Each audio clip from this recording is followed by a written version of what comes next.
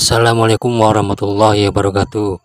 Halo guys, dimanapun berada, semoga sahabat semua dalam keadaan sehat walafiat. Kali ini akan membawa atau mengajak teman-teman semuanya ke museum tempat kelahiran Buya Hamka. Mari guys, kita ikuti guys. Nah, ini dia guys, museumnya guys. Museum tempat kelahiran Buya Hamka yang berada di tepian Danau Meninjau guys. Nah, ini dia guys.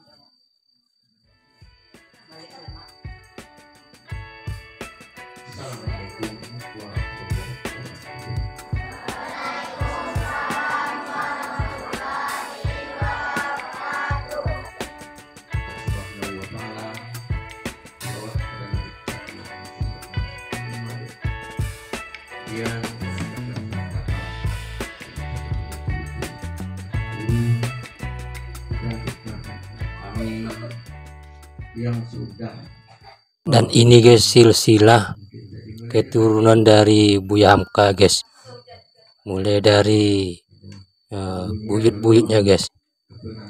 Mencapai satu cita-cita biasa, karena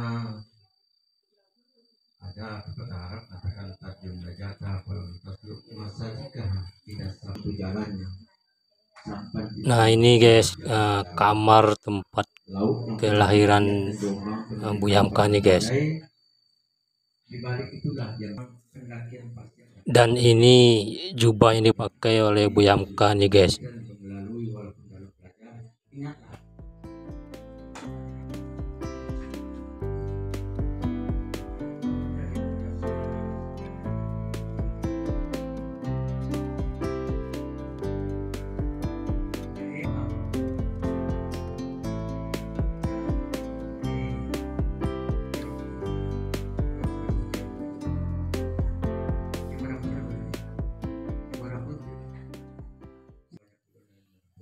Nah, ini tempat tidurnya guys, masih bagus guys, sampai sekarang masih terawat nih guys.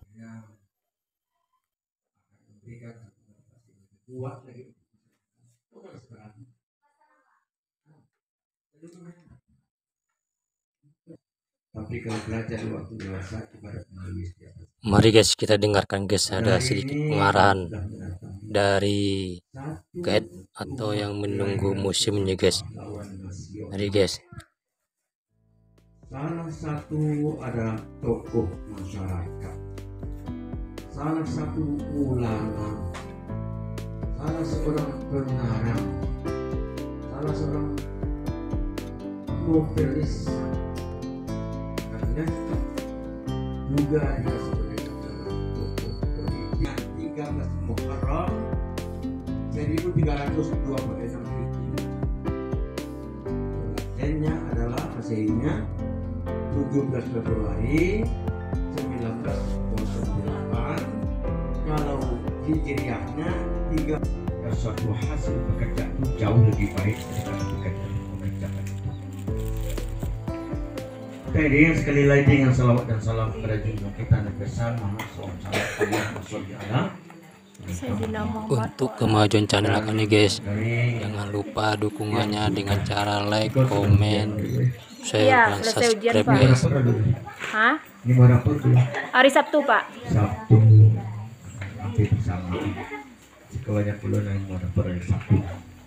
Pendekkan daripada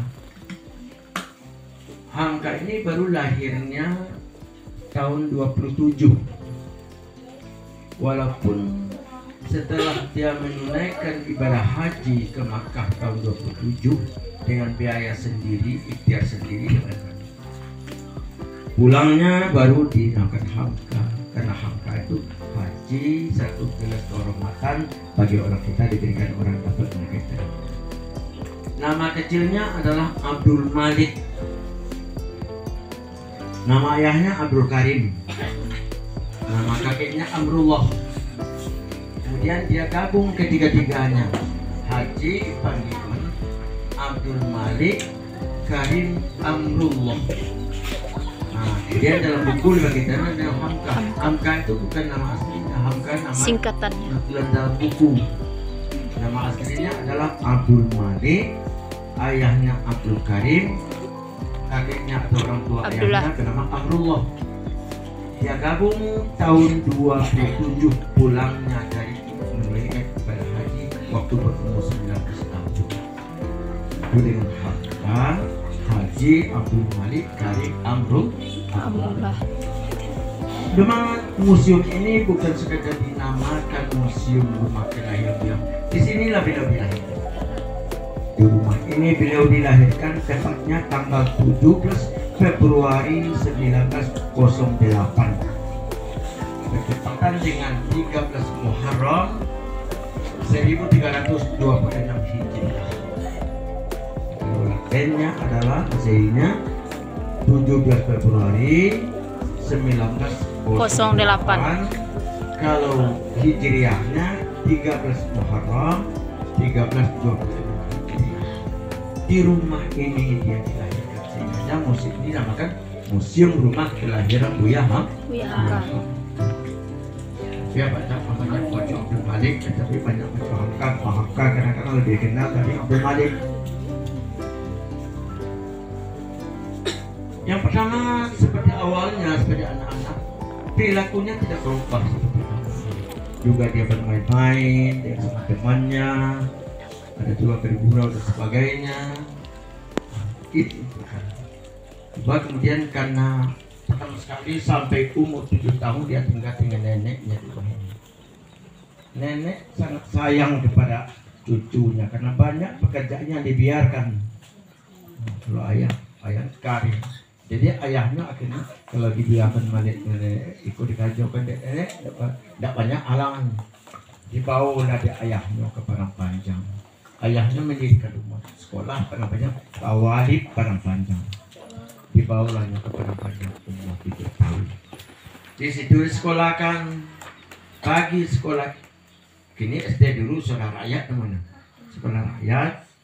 Sore sudah 2 sekolah Ibtidaiyah atau MTA. Malam mengaji Al-Quran di sampingnya. Masih ada serupa itu untuk kata.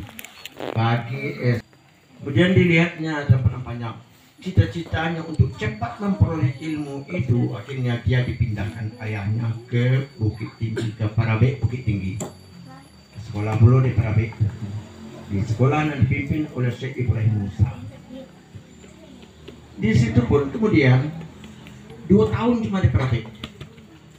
Karena keinginan kuat untuk memperoleh ilmu dengan banyaknya beliau membaca. Beliau adalah salah satu murid yang sangat rajin membaca. Membaca bukan saja bacaan. Untuk kemajuan channel akan nih guys, jangan lupa dukungannya dengan cara like, komen, share, dan subscribe guys. Buku Surul Penutup, dibacanya buku Al-Fahrudin, dibacanya buku Ajaib Salih, dibacanya buku Jamadalan. Membaca buku tokoh-tokoh itu, akhirnya otaknya mulai dikuasai oleh pikiran mereka. Timbullah minatnya untuk bertemu dengan tokoh-tokoh itu.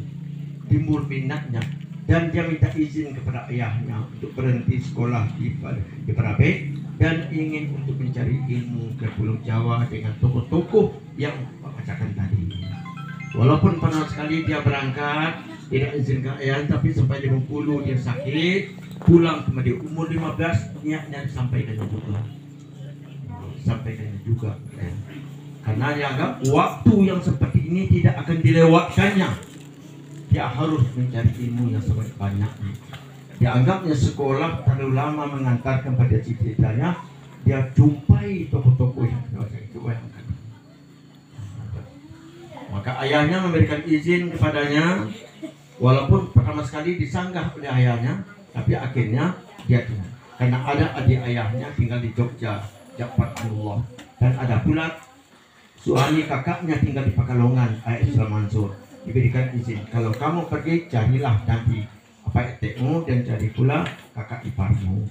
Tapi dia langsung kemudian menemui tokoh-tokoh yang bukunya dia baca Al-Fahrudin ini, dan umur yang seperti itu dia sudah ikut diskusi di Yogyakarta bersama dengan Bapak Haji Abu Salim dan Nah, ini 2 tahun dia di Pulau Jawa.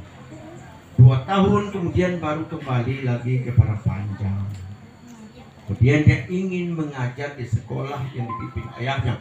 Karena sekolah waktu itu bukan dipimpin ayahnya, tapi dipimpin oleh Buya Datuk Patua. Dia tidak diizinkan mengajar. Karena sebenarnya aliran yang dibawa Buya berbeda dengan aliran dibawa oleh Buya Datuk Patua. Buya Datuk Patua adalah aliran yang sedang dikuasai oleh SI Merah. Ada unsur-unsur PKI. Sedangkan dia SI Puri yang dipimpin oleh Haji Salim. Dia tolak. Karena dia ditolak untuk mengajar, akhirnya dibuatnya sekolah sendiri, yaitu tablik school di KM Parapanjang. Dia pimpin tuh tablik school itu didiri oleh pemuda-pemuda. Hamka memang punya sifat apabila dia rendahkan, ibarat dulu kita diampaikan bola ke bawah, dia melakukan katek, kan kita tekan semakin can. Tidak izinkan sekolah situ, dibuatnya sekolah. Akhirnya dipimpinlah sekolah 2 tahun. Di Medan mulainya menulis, tulis novel-novel, umpamanya di bawah Lindung Ka'bah, tenggelamnya kapal Panmerui itu. Dan kemudian ada lagi buku-buku keagamaan, itu dengan pribadi, dan ada lagi tasawuf modern. Beberapa buku kena ditulis di Medan. Kenapa Buya giat seperti itu? Karena dia yakin ilmu ini adalah paling bagus dituntut karena anak-anak mereka itu kuat, ingatan kuat, pikiran banyak terganggu. Nah itulah, walaupun aja manusia jamil dengan nada-nada, tapi itu ilmuwan. Orang mengatakan multi talenta, dia seorang sejarawan, dia seorang wartawan, dia seorang seniman, dia seorang. Untuk kemajuan channel akan nih guys, jangan lupa dukungannya dengan cara like, komen, share, dan subscribe guys. Dicari dengan 2 cara. Yang pertama adalah banyak membaca. Yang kedua adalah banyak berteman dengan orang yang punya ilmu yang dia cari itu. Nah, itu anak kami itu banyak kawan. Karena beliau mengatakan berteman dengan ulama katanya ibarat kita dengan kebun bunga. Kalau tidak dapat memetik bunga, bau harum dapat juga. Tapi berteman dengan pencuri ibarat kita dengan tukang besi. Kalau api tidak, kalau kita tidak kena api, apinya menjadi api. Itu penting sekali. Kawan, jadi kawan, nama malu. Jangan tak malu walaupun ditanyakan pun ditanyakan. Itulah keadaan Buya dan ilmu yang beliau dilahirkan tanggal berapa tadi? 17 Februari dan bergaul dengan tokoh-tokoh yang punya ilmu. Untuk kemajuan channel akan nih guys, jangan lupa dukungannya dengan cara like, komen, share, dan subscribe guys.